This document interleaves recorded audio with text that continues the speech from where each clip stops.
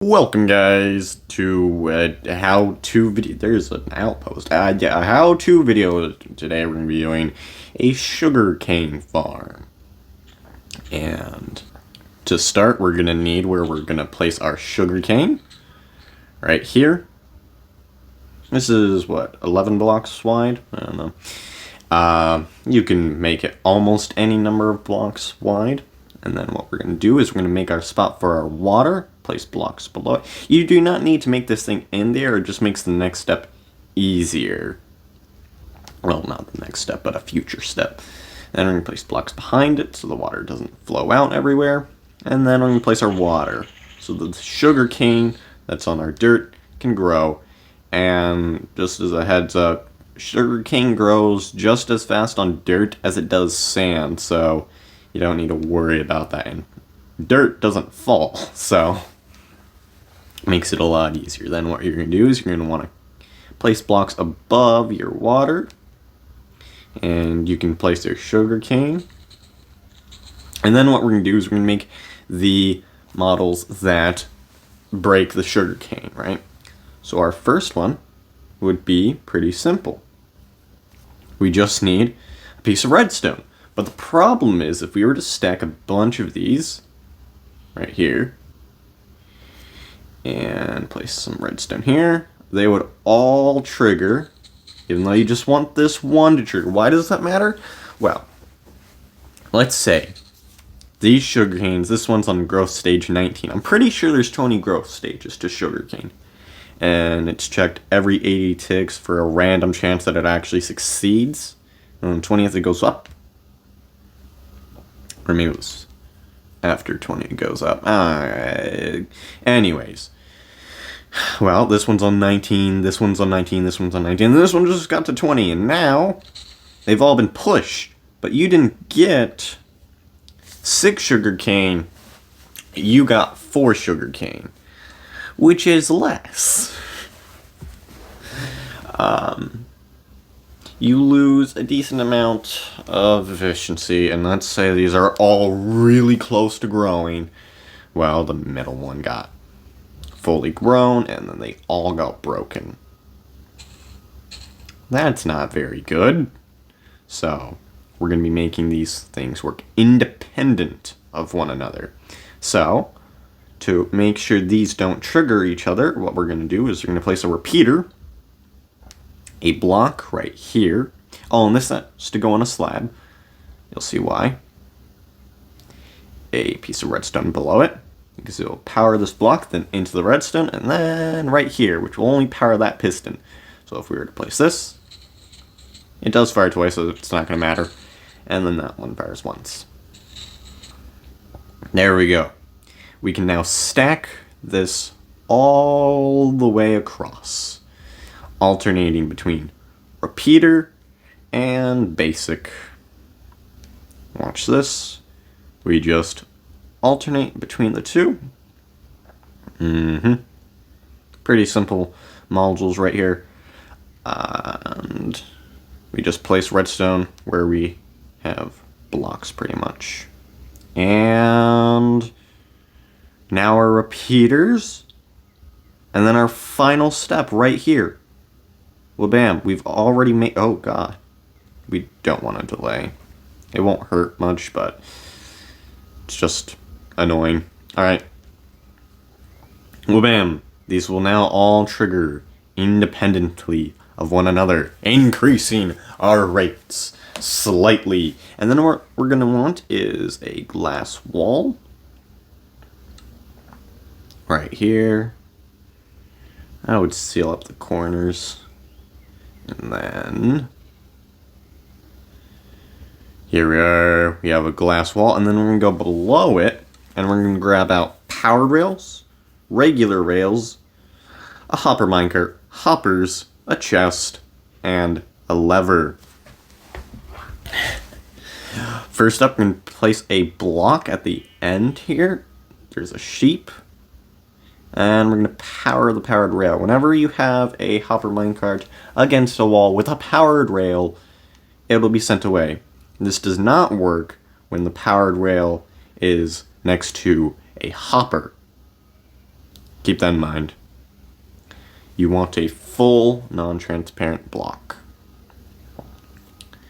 And then, alright, what we're going to do now is make sure we have enough distance between stuff. We're going to place 2 chests, and another 2 chests with a hopper feeding into it. And then a hopper here, a normal rail on this one, and on the top rail we want a powered rail. And then we're going to place a block on the end of it. And then, we don't want a block above it. We're going to power this. We're not going to power it like this. That would lock the hopper. We don't want to lock the hopper. Putting redstone into a hopper locks it. We don't want that. So we're going to power it from a wall. You could do this wall, but if you want to make this thing taller, usually what you just do, well, not usually, but how I do this, is you just go off to the side and place hoppers. Because if you put a hopper here, your minecart will not go away. And look at that, it goes back and forth. Just barely. If you made this a little bit longer, you would need another powered rail. My rule of thumb would be to just start the powered rail right here. Waiting for it to go past.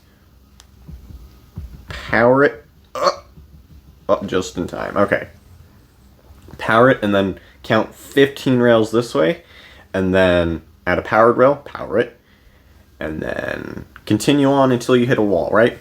So if you want to make this thing really wide, you have a powered rail right here, powered rail right here, 15 normal rails, powered rail, 15 normal rails, powered rail, 15 normal rails, the wall with a powered rail, right?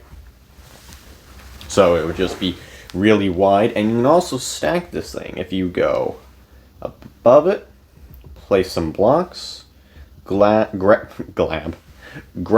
some glowstone, place it above it, grab some blocks, place blocks around it. You can make this thing a little bit more pretty if you want. And then you have your powered rail above this and all the way across with some blocks to support it. And then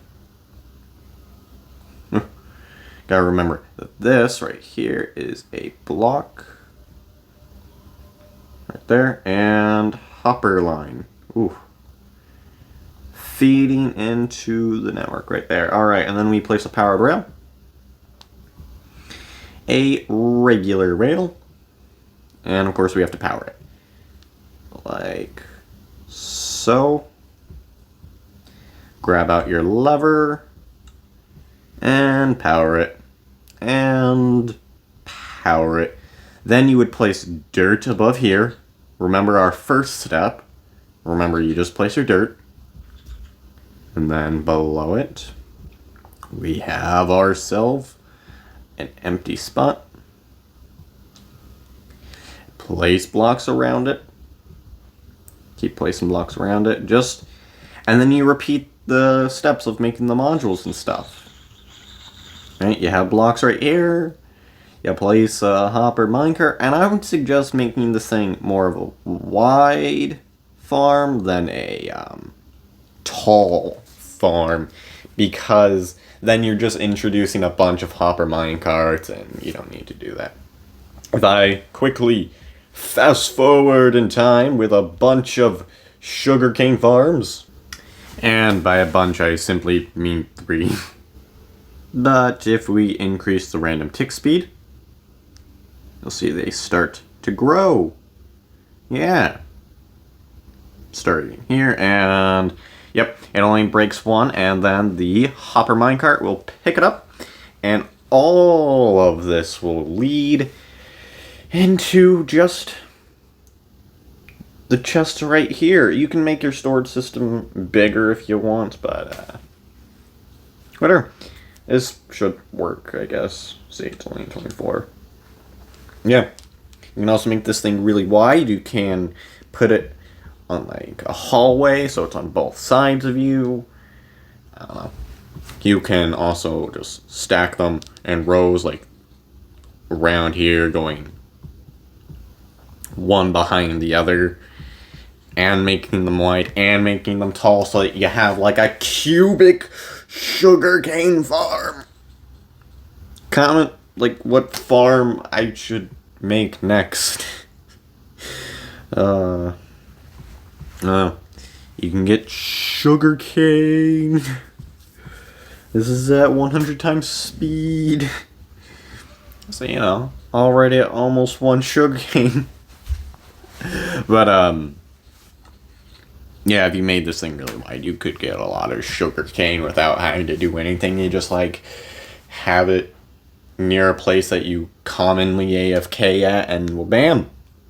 You have a bunch of sugarcane, and you didn't have to do anything.